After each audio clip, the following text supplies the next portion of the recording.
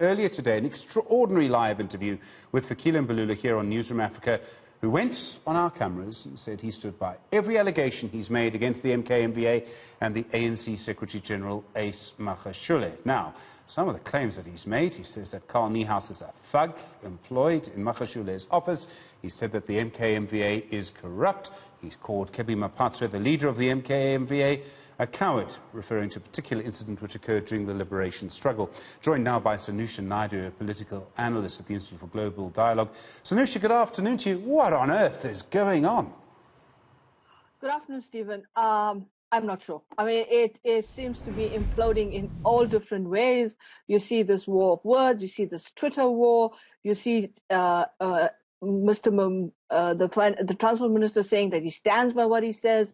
I mean, it just seems to be all kinds of salvos that are being launched at each other. But I do think that it comes back to some of the key issues that we're grappling with in our state of our body politic, and that is questions around contracts, questions around the private security contract with regard to the railway system, and it seems to be that's where the messy affair lies. So we also have, I mean, there's so many different aspects of context to sort of take into account. Maybe it's just me, but I can't help but not forget the report last week that Ace Magashule, the Secretary-General of the ANC, was due to be arrested. Do you think without that report, Fikile Mbalula would have been as offensive as he was?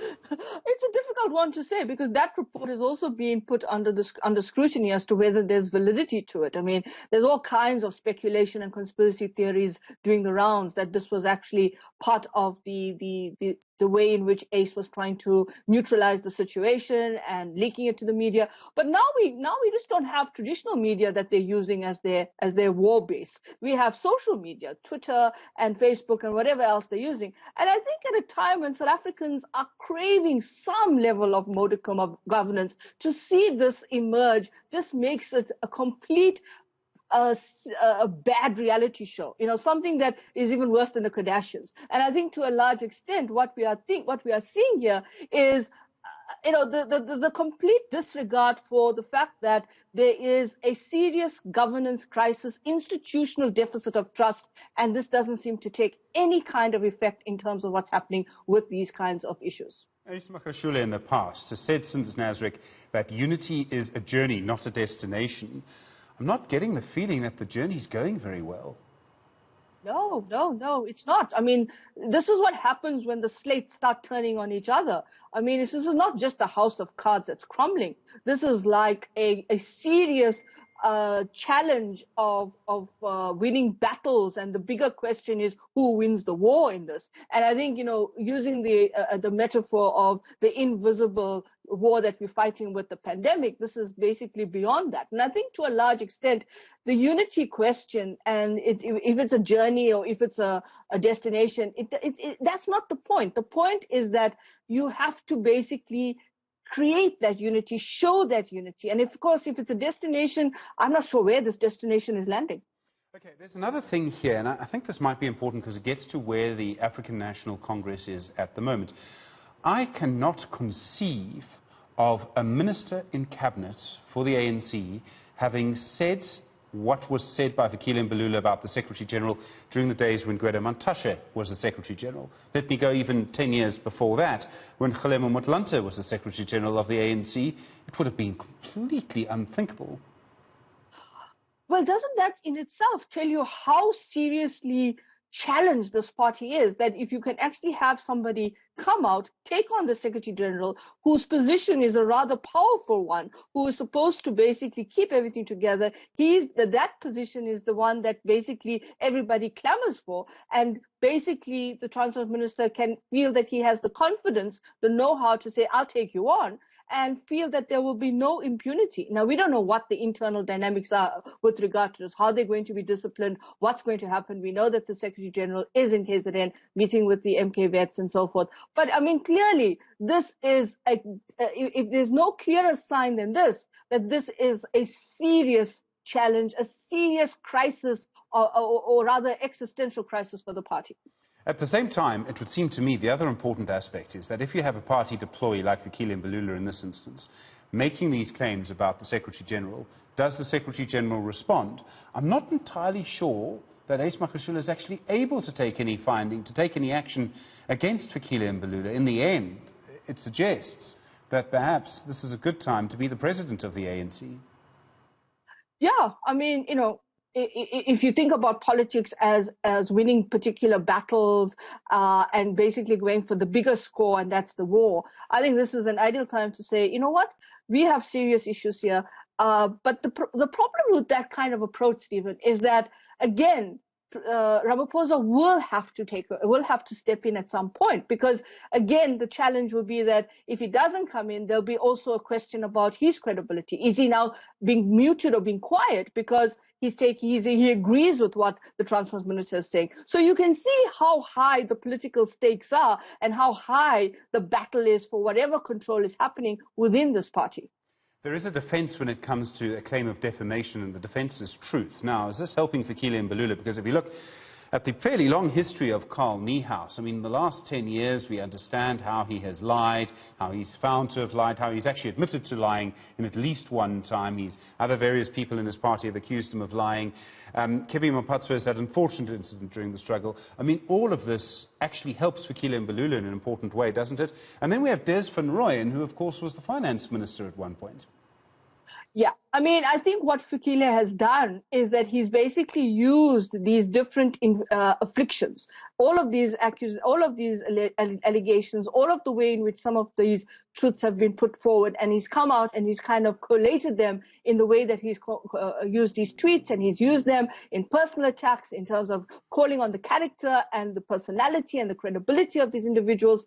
But the challenge here, again, is, you know, what are the internal processes in the party? Because here you have serious allegations being made, and whether or not you can do this in terms of a party that is seriously suffering from a deficit crisis of trust, confidence, and credibility. So the challenge for me is whether or not we're going to see the Integrity Commission or some kind of institution within the party, whether it's the NEC or what other executive institution in the party, saying we need to call you to book. Because remember, we also had the former case against Malema in this regard. Well, it raises another interesting question, doesn't it? Because if there is no action taken against Fikile Mbalula, if he can basically tweet what he wants. We've seen other people. Mzwandile Messina has done it. He's the mayor of Ekurhuleni, but he's also the regional leader of the ANC in Ekurhuleni. I mean, he tweeted his support for an economic proposal by Malema once, and he got smacked down in terms of a statement, but no other action. Does the ANC face another crisis in that there is a lack of central political authority? Without that, I don't know how a political party operates. I think you've hit the nail on the head, because we have been discussing this point about should there be a central authority that oversees this. That lack of the center that is no longer there, no longer cohesive, no longer coherent. Now it's just basically everybody is just going and attacking everybody else, and this is how it goes forward.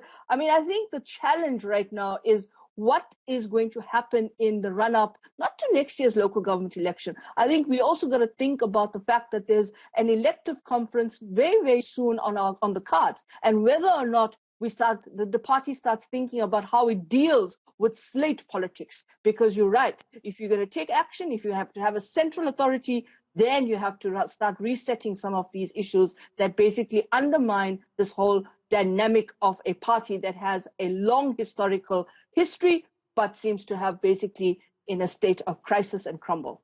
Sanusha, you also keep an eye on international politics, and the reason I say this is that I would suggest that many political parties and democracies are facing a similar problem. Let's look at the Democratic Alliance. Again, 10 years ago when Helen Zille was leader, you would never have had people tweeting as they tweet against each other in the Democratic Alliance. I mean, again, we had an incident just over the last few days. The EFF is slightly different, we can come back to that. But aren't we seeing this in many places? I mean, you see it in the Conservative Party in the UK. Can't really describe the internal politics of the Labour Party in the UK. You see a lack of central political authority in many places in a way unthinkable 20 years ago. Absolutely, Stephen. I mean, I think you mentioned, some of these Western democracies or democracies in the developed North that have basically seen their political center not being cohesive. But I think if you even look at some of the political parties outside of those traditional spaces, and I think the challenge here is how much of these political parties are suffering from a logistical nightmare around trying to maintain whatever their ideological, whatever their central processes are in terms of governance, but also trying to satisfy what has become a creeping populism. I mean, if you look at some of the political parties in Asia as well, if you look at India, for example, the BJP, I'm not saying that they're not holding it at the center, but there's interesting undercurrents to how some of these dynamics are unfolding and what are they catering for. I mean, it would be easy to go to the US and look at what's happening there, but I think if you look at Latin America, South America, etc., there's this whole question about whether or not these parties are basically reacting to a shift in the way their ideological and their dispensation is basically being challenged by the fact that they can no longer create the same swing that they've already created in terms of saying, vote for us because we are the ones that will deliver. They haven't delivered in some cases. I suppose there would be party political leaders, if they could agree on one thing, it would be to just close down Twitter. That would make their lives easier, wouldn't it?